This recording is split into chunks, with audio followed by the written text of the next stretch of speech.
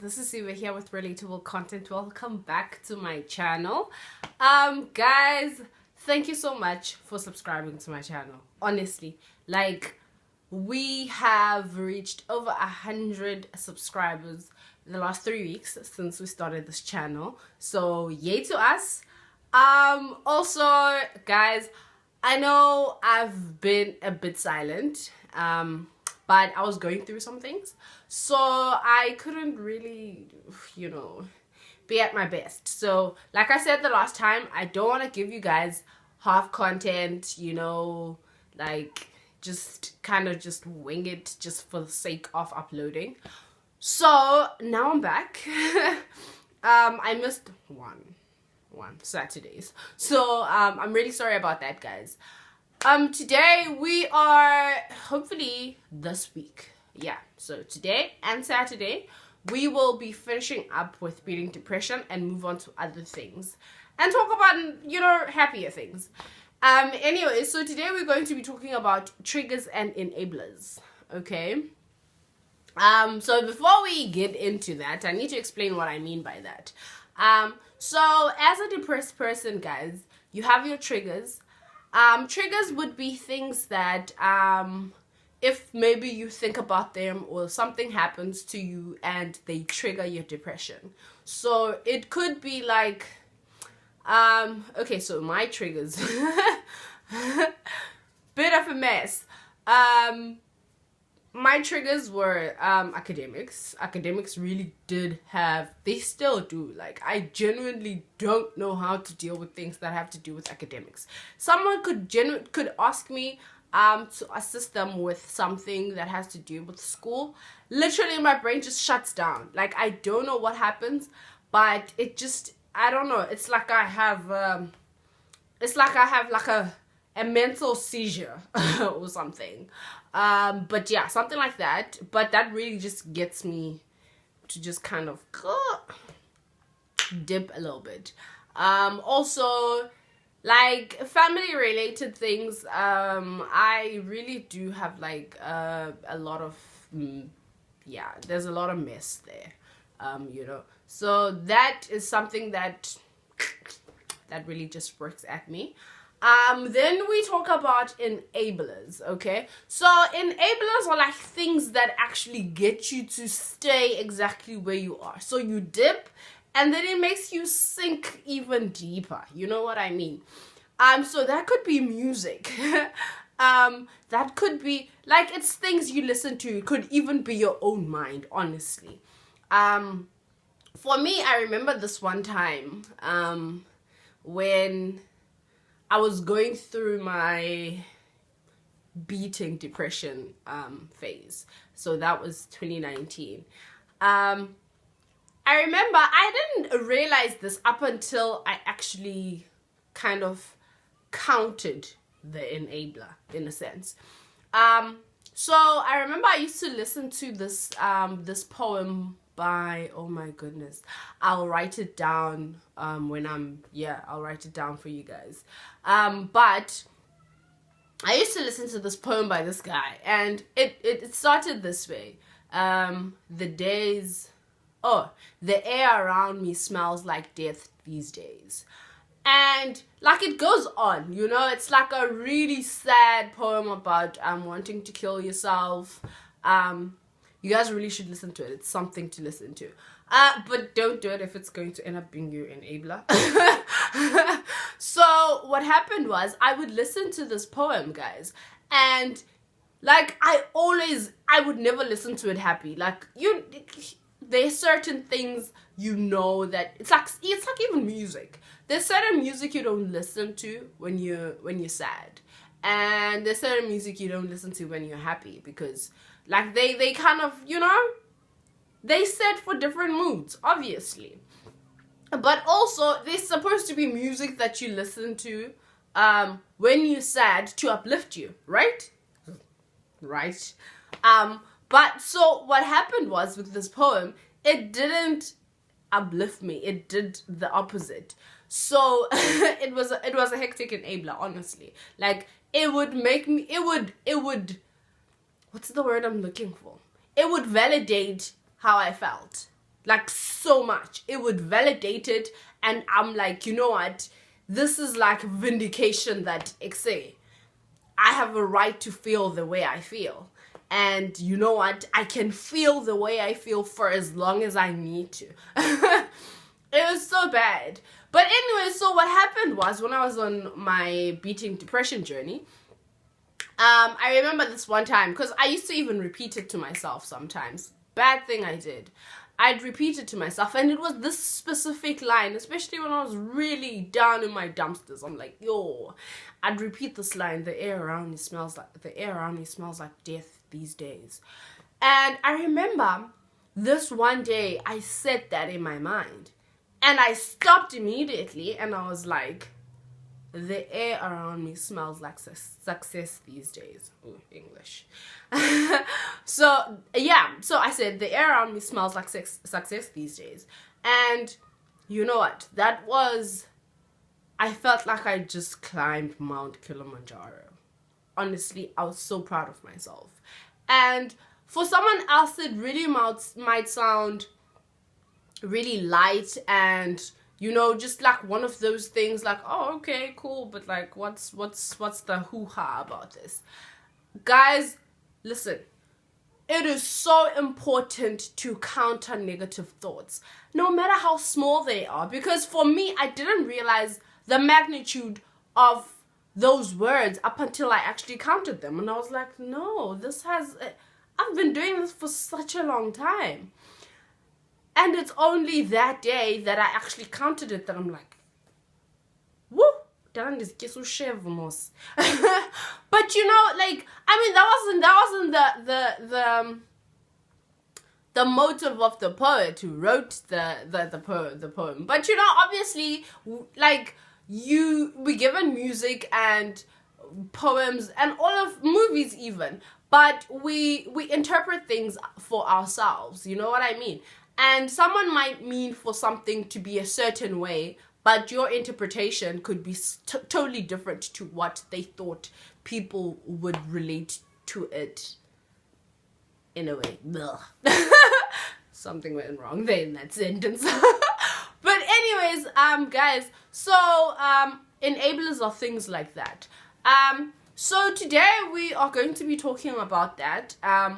How to identify your triggers, how to identify your enablers. Also then, how do you then avoid those things?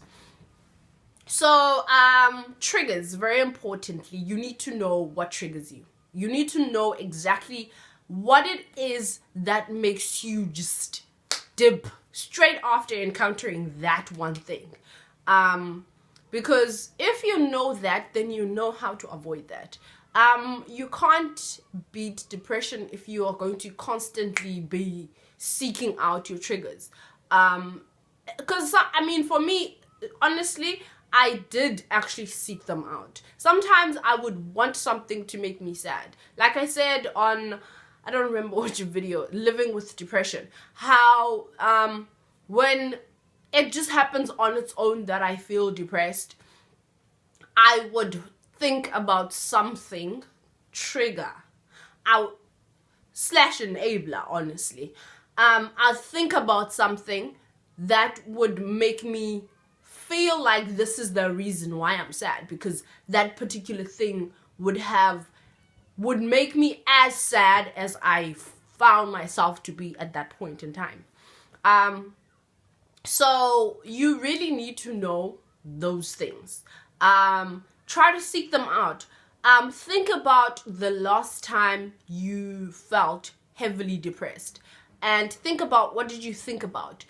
Maybe even think about your day. Like, maybe it could have been a trigger. Maybe your depression didn't just kind of just hit you on its own. It could have had a trigger. So find those things and try to avoid them. And sometimes, guys, to be very honest with you, the people closest to us, people that you love really do get to you in a way nobody else can. For me personally, I remember when I had high functioning depression, my relationship was a very, very heavy trigger for me. And whilst I was dealing with my depression last year, I had to kind of find a way to separate the two, you know.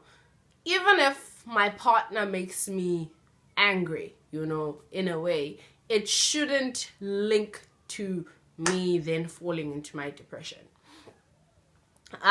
So sometimes people around us do really, like, if someone has a very heavy effect on you, you might find yourself just kind of dipping because maybe they did something. And what you do is, what happens really is, this is actually what happens. Say you fight with someone close to you, your partner, could be a friend, but someone you really love. Could your mom, your sister, whoever, you know? You get angry about that. You feel some type of way about that, right? And then what happens is that,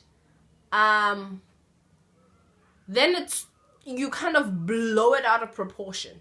So when people that are close to you do something, sometimes you overreact, right? So your overreaction isn't necessarily then you reacting to what happened now. It's you using this opportunity of being angry to let out anger that was archived in a way. So then obviously if you do that, because now you're tapping into other emotions that are stored, so you do find yourself then you dip, right? So you need to make sure that you identify your triggers. You look to see if you don't overreact, because honestly that's a real thing, guys. You pour out your emotion onto something that didn't deserve as much emotion as you give it, right? Because it's literally the fact that it's able to stir up emotion in you, and you have the right to react, right? When with depression, you kind of in a place where you don't feel like you have the right to react. So you always just sticking with all these emotions that, you know, you never let out.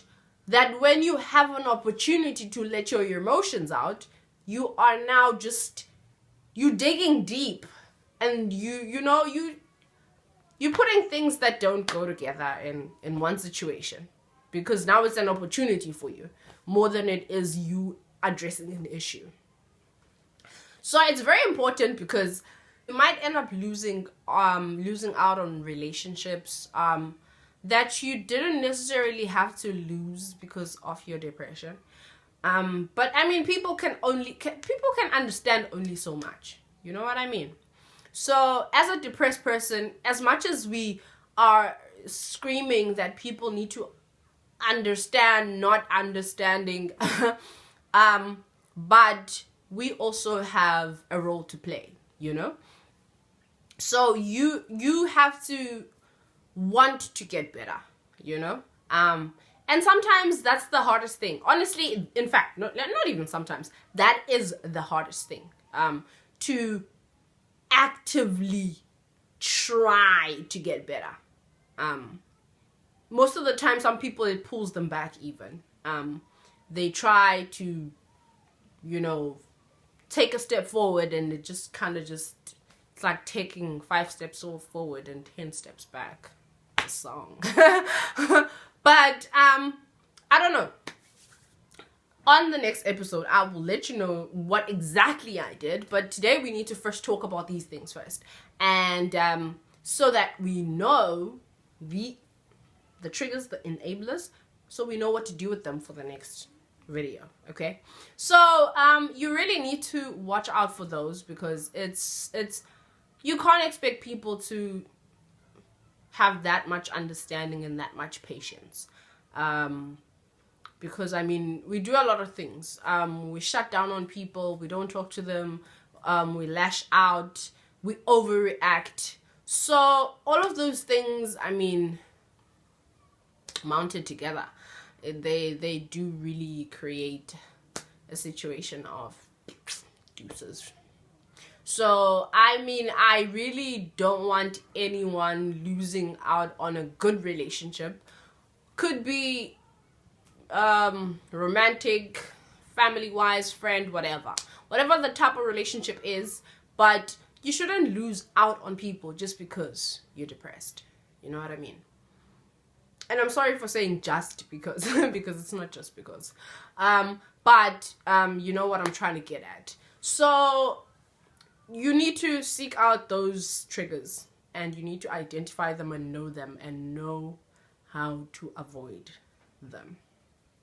And especially if you go through like you have conflict with someone, rather take time out to kind of just filter those emotions, so you don't just blow into this big bomb and realize when you're done that no, that didn't really need that much emotion.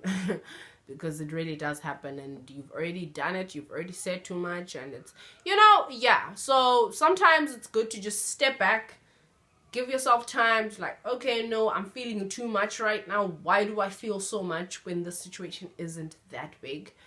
And then you'll realize and see that, no man, you are involving other emotions that aren't connected to the situation, and that kind of need to be let out in a way. And we're going to talk about how to let those emotions out, because you do need to let them out, honestly.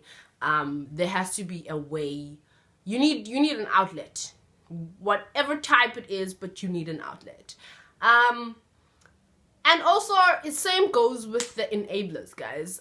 You really need to avoid those enablers. Honestly, like, an enabler could literally, like, there's such a fine line between them, like trigger and enabler, in some instances. So, because those things are the things that keep you down.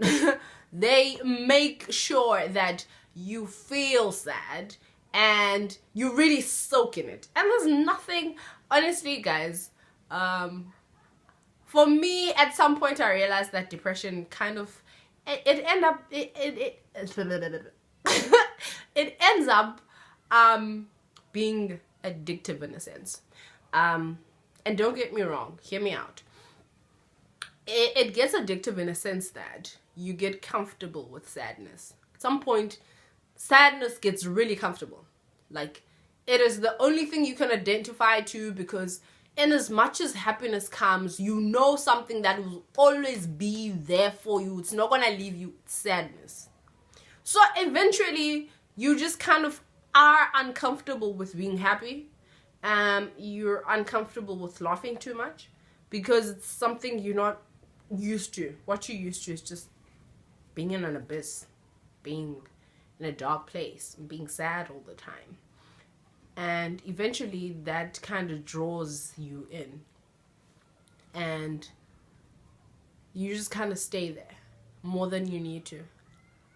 And then there are these little things that just kind of, vindicate that no, sadness this is what's good for you. Your mind mostly tells you that you're good for nothing. Your friends have accomplished so much. You haven't done anything in your life. All you have is matric. Maybe all you have is a grade 11. Maybe you're not doing well with sales at work. Maybe you don't see yourself as a good girlfriend, boyfriend, sibling, daughter, son, father, mother, It tells you all of these things. And that's when, you end up getting so far as to say that people don't need you. People would be okay without you, and then you want to eliminate yourself from the world. So enablers, guys, they really are the absolute worst, because those are the things that will get you to the end. And you need to know those things, and you need to counter them. And honestly, on the next video, we really are going to talk in deep about those very specifically, because that's the one thing you need to fight the most, because triggers are things that are there. It's they kind of like, you can change your perception about them, but if something triggers you, it triggers you.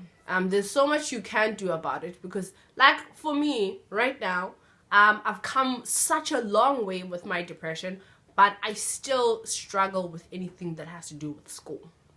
I don't know how to get under it, how to get over it, but it's just a thing that is there for me that I don't know how to, get control over it.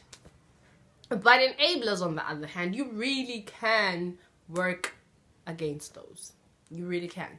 And I'll let you know how I did it, because that's the first step. Honestly, that is the first step. You need to teach your mind how to say no to something that it's telling you. So it's like really fighting yourself. Like imagine Gemini Man or whatever weird clone movie you can think of. But it's basically like fighting yourself for yourself. Trying to just create a better you. You know what I mean? So this video we're not gonna talk much, guys. So what I just need you guys to do up until Saturday, because for sure we are going to be finishing up on Saturday. Maybe I might add just one more. I don't know. I don't know. Because there's this other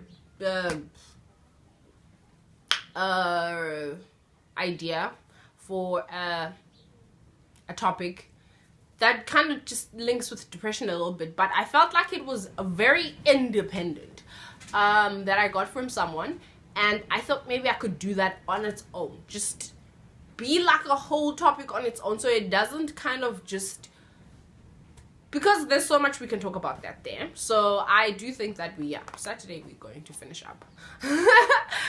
I'm discussing this with you guys. But guys, please make sure that you try to find those, search for them, so that on Saturday when we are tackling both our triggers and our enablers, you know exactly what I'm talking about, and then we can find a way around those. And guys, thank you so much for watching this video. I hope to see you on my next video.